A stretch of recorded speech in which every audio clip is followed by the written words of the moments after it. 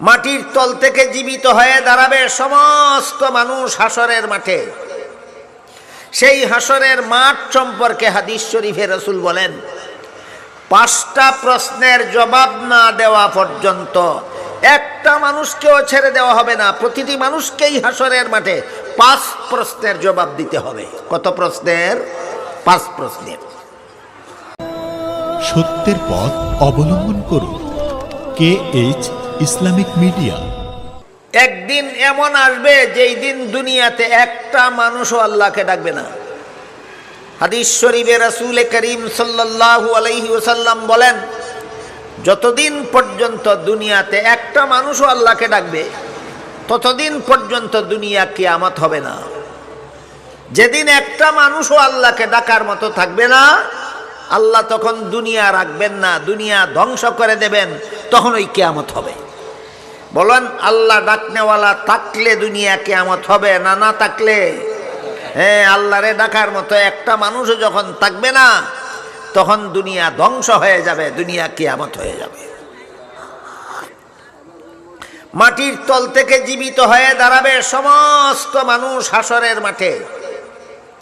সেই হাসরের মাঠ সম্পর্কে হাদিস শরীফে রাসূল বলেন, 5টা প্রশ্নের জবাব না দেওয়া পর্যন্ত একটা মানুষকেও ছেড়ে দেওয়া হবে না। প্রতিটি মানুষকেই হাসরের মাঠে 5 প্রশ্নের জবাব দিতে হবে। কত প্রশ্নের? 5 প্রশ্নের। 1 নম্বর প্রশ্ন হবে হাসরের মাঠে, দুনিয়ার জীবনটা কোন কাজে কাটাইছো? 1 নম্বর প্রশ্ন। আন উমারিহি ফিমা আফনা। প্রতিটি মানুষকে হাসরের মাঠে প্রথম প্রশ্ন করা হবে, দুনিয়ার জীবনটা কোন কাজে কাটাইছো? তখন যদি বলে, কত ফসল ফলাইছি, খাইছি আর ঘুমাইছি আর জীবন কাটাইছি। আল্লাহ যদি বলেন, জানুয়ারেও তো খাইছি আর ঘুমাইছি আর জীবন কাটাইছে, তোর মধ্যে আর জানুয়ারের মধ্যে ব্যবধান কোথায়? রক্ষা নাই।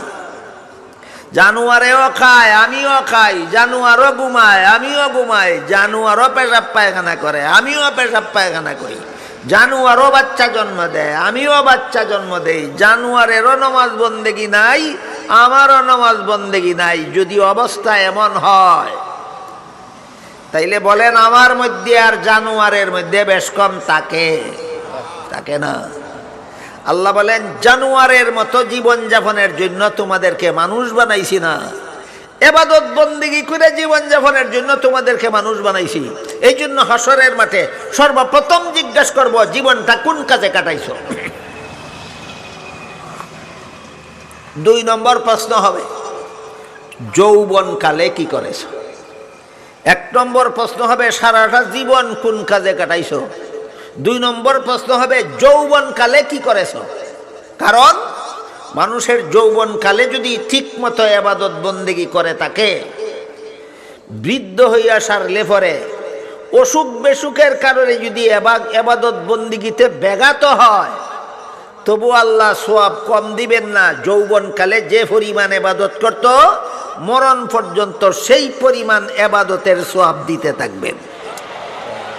মুফাসসিরিনে কেরাম তাফসীরের কিতাবে লিখেছেন, 3 দল মানুষে আল্লাহর দরবারও পেনশন পায়। কত দল? 3 দল। কার দরবারও? আল্লাহর দরবারও। কি পায়? পেনশন।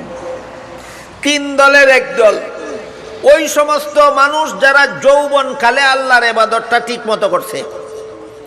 এরা যদি বুড়া হইয়া সারলে পরে অসুখ বেসুখের কারণে ইবাদতে ব্যাঘাত হয়, ব্যাঘাতের কারণে আল্লাহ সওয়াব কমাইবেন না, যৌবনকালের হিসাব মতো তার সওয়াব লেখা হইতে থাকবে। আল্লাহর দরবারও পেনশন পাইল নি 1 দলে। বলেন, এরা কারা? যারা যৌবনকালে ঠিক মতো ইবাদত করে। 2 নম্বর, ওই সমস্ত রুগী যারা সুস্থ থাকা অবস্থায় ঠিক মতো ইবাদত করছে, রোগের কারণে ইবাদত ঠিক মতে করতে পারে না। সুস্থ থাকা অবস্থায় জমাতে নামাজ পড়ছে, অসুখের কারণে জমাতে যাইতে পারে না। আল্লাহ পাক রব্বুল আলামিন যতদিন অসুস্থ ততদিন জমাতে যাইতে না পারলেও তোমাকে জমাতের সোয়াব আল্লাহ দিতে থাকবে। পাইছেনি পেনশন? কোন দল? রুগীর দল। যে সমস্ত রুগী সুস্থ থাকা অবস্থায় ঠিক মতো আল্লাহর ইবাদত করবে, এরা অসুস্থ হইয়া ঠিক মতো ইবাদত করতে না পারলেও পুরা ইবাদতের সব পাইবে। গেল 2 নম্বর দল। 3 নম্বর খুদাই পেনশন পানেওয়ালা 3 নম্বর দল, যারা বাড়ির থাকা অবস্থায় ঠিক মতো ইবাদত করছে, সফরও যাওয়ার কারণে ঠিক মতো পারে না, বাড়ির থাকা অবস্থায় 5 বেলার নামাজ জমাতে পড়ছে, সফরও গাড়ির থাকার কারণে নমাজের জমাতও শরীক হইতে পারছে না। আল্লাহ পাক রব্বুল আলামিন গাড়ির থাকা অবস্থায়, সফররত অবস্থায় জমাতও শরীক হইতে না পারলেও তাকে জমাতের সওয়াব দেয়া দিবেন। বুঝে থাকলে বলেন তো কেন? বাড়ির থাকা অবস্থায় জমাতও শরীক হয়েছিল এই জন্য। বাড়ির থাকা অবস্থায় নামাজ জমাতে পড়ছে, সফরও গিয়া গাড়ির জমাতের সুযোগ পাইছে না, তবুও জমাতের সওয়াব পাইব। বলেন কেন? সফরের আগে জমাত পড়তো, এই কারণে সফরে জমাত না পাইলেও জমাতের সওয়াব পাইব। এই জন্য মুফাসসিরিনে কেরাম তাফসীরের কিতাবে লিখেছেন 3 দল মানুষে আল্লাহর দরবারে পেনশন পায়। কদল? এক দল যারা যৌবনকালে ইবাদত করছে, বার্ধক্যকালে ইবাদত ঠিক মতো করতে না পারলেও পুরা ইবাদতের সওয়াব পায়। 2 নম্বর যারা রোগী, সুস্থ থাকা অবস্থায় ঠিক মতো ইবাদত করছে, রোগের কারণে ঠিক মতো করতে না পারলেও পুরা ইবাদতের সওয়াব পায়। 3 নম্বর মুসাফির, বাড়ির থাকা অবস্থায় ঠিক মতো ইবাদত করছে, সফরে ঠিক মতো করতে না পারলেও পুরা ইবাদতের সওয়াব পায়।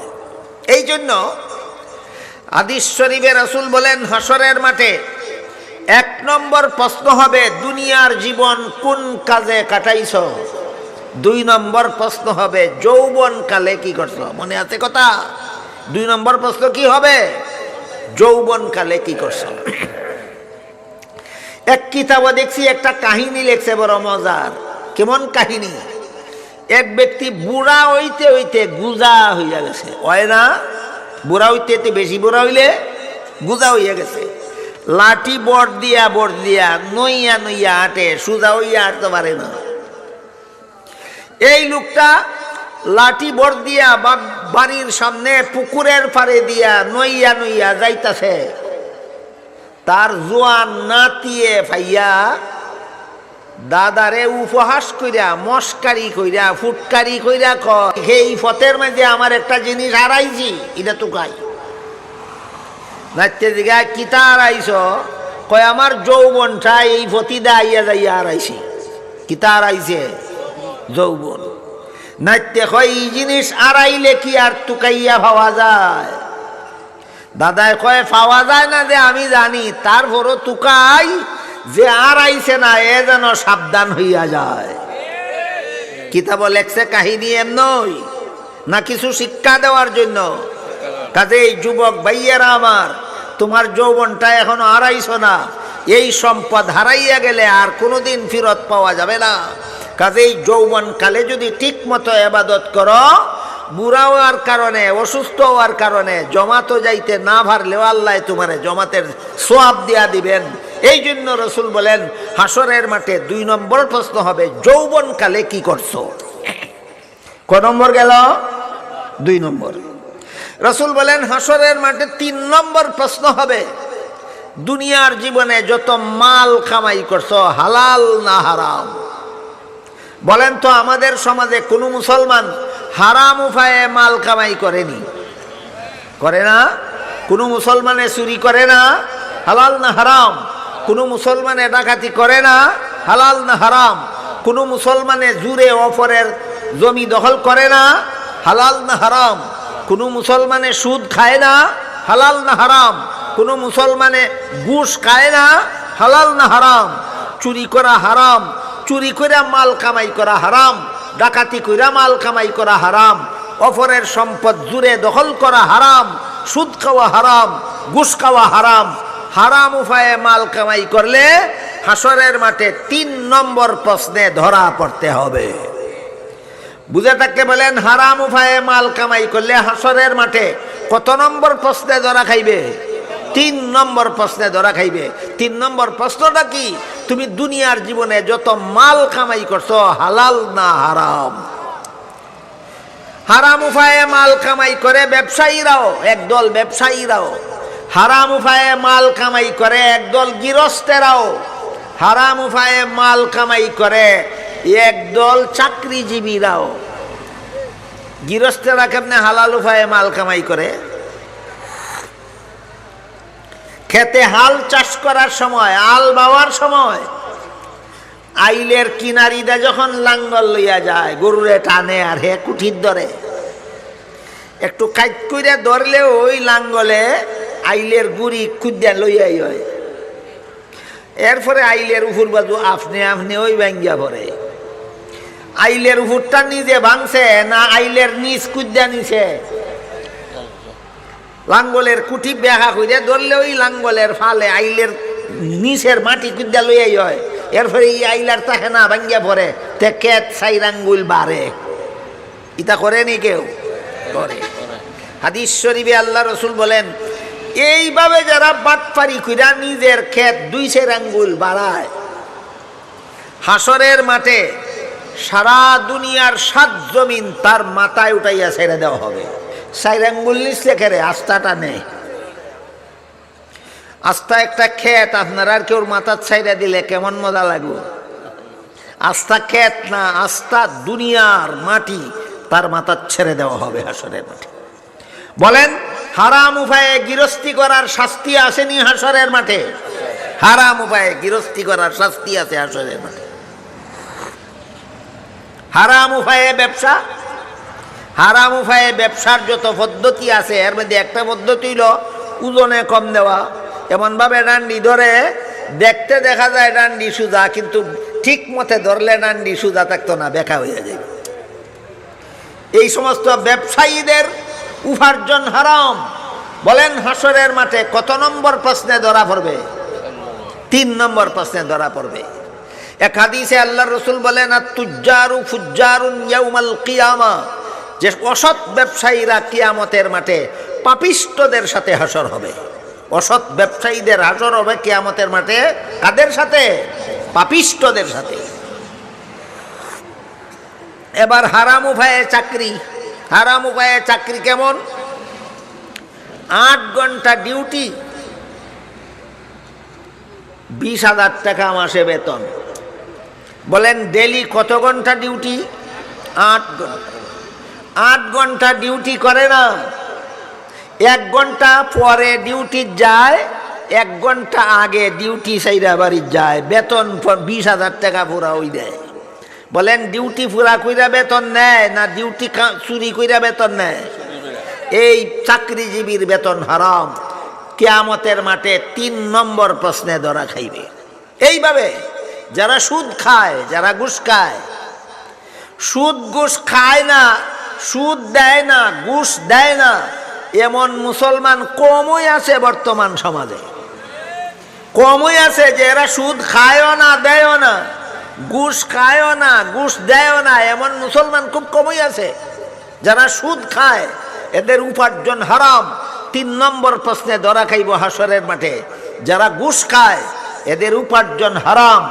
3 নম্বর প্রশ্নে ধরা খাবে হাসরের মাঠে। তারপরে রাসূল বলেন, 4 নম্বর প্রশ্ন হবে হাসরের মাঠে, জীবনে যত মাল কামাই করছো এগুলি হালাল কাজে খরচ করছো না হারাম কাজে খরচ করছো? যদি হারাম কাজে খরচ করে থাকে আবার হাসরের মাঠে ধরা খাইবে। কত নম্বর প্রশ্নের জবাবে? আপনারা বলেন, বর্তমান দুনিয়াতে কেউ হারাম কাজে মাল খরচ করেনি?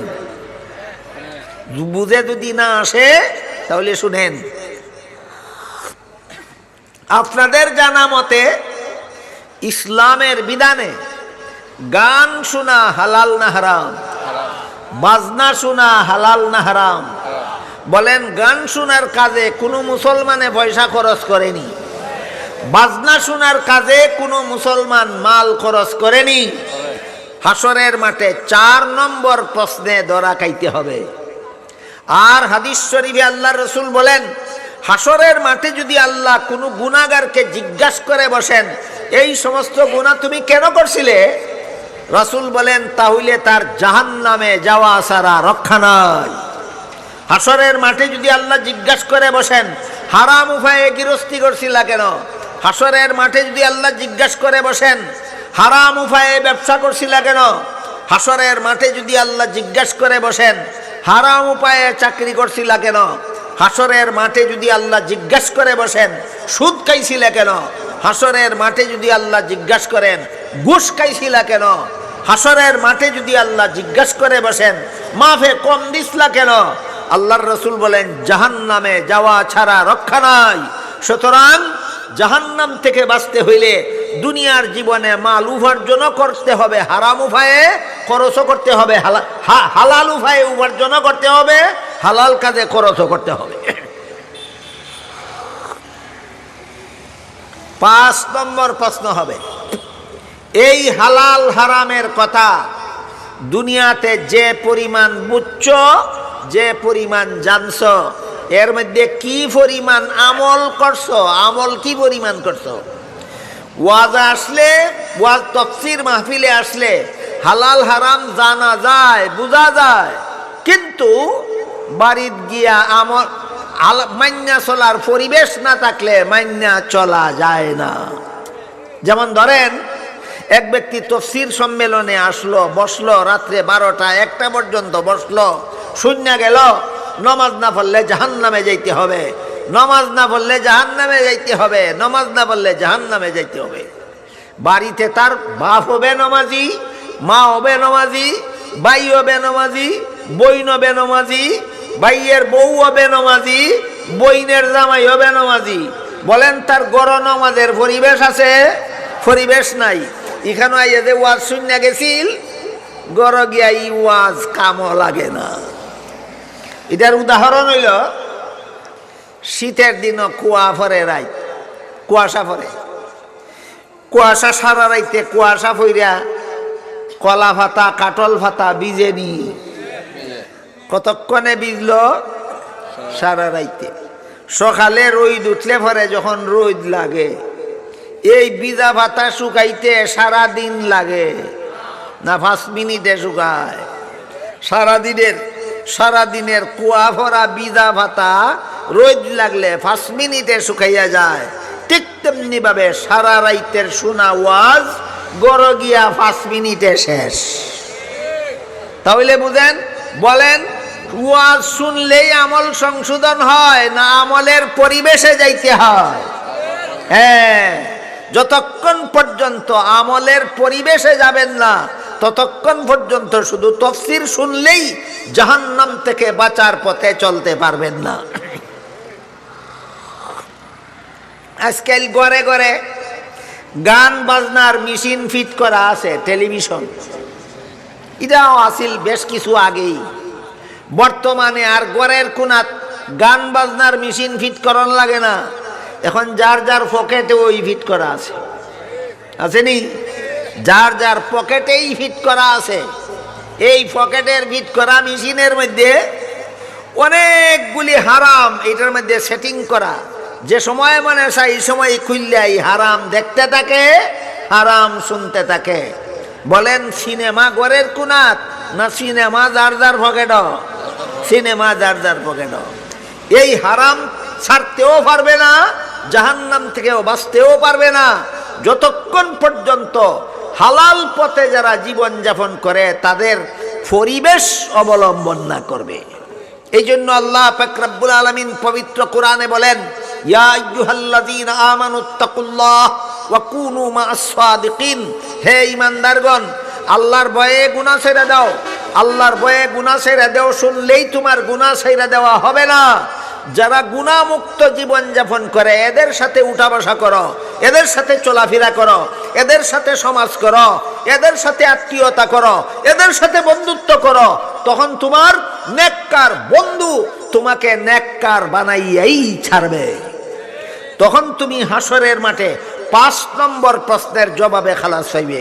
দুনিয়াতে যদি নেককার মানুষের সংস্রব অবলম্বন করো, তাদের সংস্রব তোমাকে নেককার বানাইয়া দিবে। হাসরের মাঠে 5 নম্বর প্রশ্নের জবাব দিতে পারবে। দুনিয়াতে যদি বেনমাজিদের সাথে জীবন যাপন করো, দুনিয়াতে যদি সুদখোরের সাথে জীবন যাপন করো, দুনিয়াতে যদি ঘুষখোরের সাথে জীবন যাপন করো, দুনিয়াতে যদি মদখোরের সাথে জীবন যাপন করো, দুনিয়াতে যদি গাঞ্জাখোরের সাথে জীবন যাপন করো, ইচ্ছা থাকলেও সারা রাত তাফসীর শুনলেও এই দুষ্ট বেনমাজি সমাজ, দুষ্ট সুদখোর সমাজ, ঘুষখোর সমাজ, মদখোর সমাজ, গাঞ্জাখোর সমাজ তোমাকে হালাল পথে চলতে দেবে না। এই সমাজ তোমাকে জাহান্নামে নিয়েই ছাড়বে। বুঝে থাকলে বলেন, ওয়াজ শুনলে ওই নেককার হওয়া যায়, তাফসীর শুনলেই নেক আমল করা যায় না? নেক আমলওয়ালাদের পরিবেশে বসবাস করতে হয়, নেক আমলওয়ালাদের পরিবেশে বসবাস করতে হয়। এই বিষয়টা বুঝাইয়া আল্লাহর রাসূল হাদিস শরীফে 2টা উদাহরণ দিয়েছেন, বড় চমৎকার। এই 2টা উদাহরণ কইয়া কথা শেষ করি।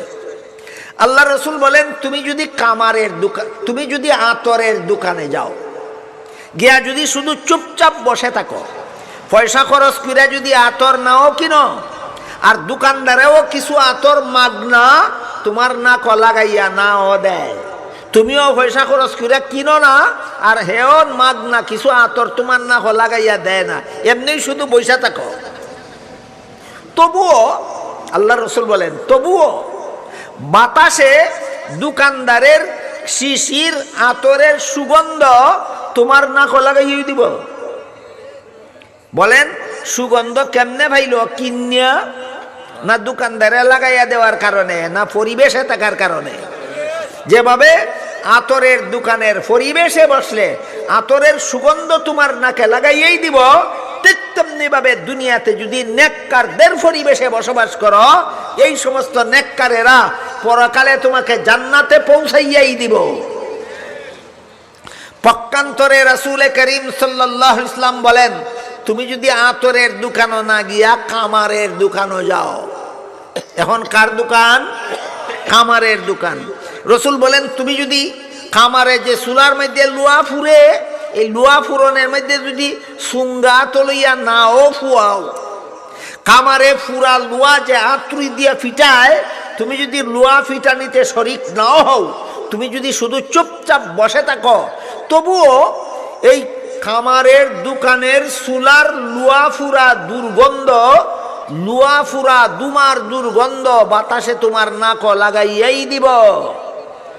কথা বুঝে থাকলে বলেন, লোহা ফুরনের কারণে দুর্গন্ধ লাগছে না শুধু বসা থাকার কারণে? তুই গাইখানো বইছস দু, তুই আতরের গন্ধ পাইবে কই? বলেন, কামারের দোকান বইলে আতরের গন্ধ পাওয়া যায় না দুমার দুর্গন্ধ পাওয়া যায়? আল্লাহ রাসূল এইরকম চমৎকার উদাহরণ দিয়ে বুঝাইছেন, গান বাজনাওয়ালার পরিবেশে বসবাস করবা, গানওয়ালার পরিবেশে বসবাস করবা, বাজনাওয়ালার পরিবেশে বসবাস করবা, বেনমাজির পরিবেশে বসবাস করলে, সুদখোরের পরিবেশে বসবাস করলে, ঘুষখোরের পরিবেশে বসবাস করলে, মদখোরের পরিবেশে বসবাস করলে, গাঞ্জাখোরের পরিবেশে বসবাস করলে, এই পরিবেশের পাপিষ্ঠরা তোমারে জাহান্নামে পৌঁছাইয়াই দিবে। কথা বুঝে থাকলে বলেন, তাফসীর শুনলেই দায়িত্ব শেষ না? আল্লাহ কোরআনে বলেছেন, নেককারদের পরিবেশে বসবাস করো, নেককারদের সাথে উঠা বসা করো, নেককারদের সাথে চলাফেরা করো, নেককারদের সাথে সুসম্পর্ক রাখা চলো। এটা আতরের দোকানের মতো, এরা তোমার জান্নাতে পৌঁছাইয়াই দিবে। পাপিষ্ঠদের সাথে উঠা বসা করো যদি, পাপিষ্ঠদের সমাজে বসবাস করো যদি, পাপিষ্ঠদের সাথে চলাফেরা করো যদি, এই পাপিষ্ঠ সমাজের পাপিষ্ঠরা তোমাকে জাহান্নামে পৌঁছাইয়াই দিবে। কাজেই হাসরের মাঠে 5 নম্বর প্রশ্নে খালাস পাইতে হইলে দুনিয়াতে আমাদের কার সাথে উঠা বসা চলাফেরা করতে হবে? নেককার, নেক আমলওয়ালাদের সাথে উঠা বসা চলাফেরা করলে আমাকে তাদের সংস্রব নেককার বানাইয়াই দিবে। 5 নম্বর প্রশ্নে হাসরের মাঠে আমি খালাস পাবো। এইভাবে কবরে 3 প্রশ্নের জবাব দিয়া, হাসরের মাঠে 5 প্রশ্নের জবাব দিয়া আমাদেরকে জাহান্নাম থেকে রক্ষা পাওয়ার, জান্নাত লাভ করার তৌফিক আল্লাহ আমাদের সবাইকে দান করুন। সবাই বলুন আমিন। সুবহান রাব্বিকা রাব্বিল ইজ্জাতি আম্মা ইয়াসিফুনা ওয়া সালামুন আলাল মুরসালিন ওয়ালহামদুলিল্লাহি রাব্বিল আলামিন।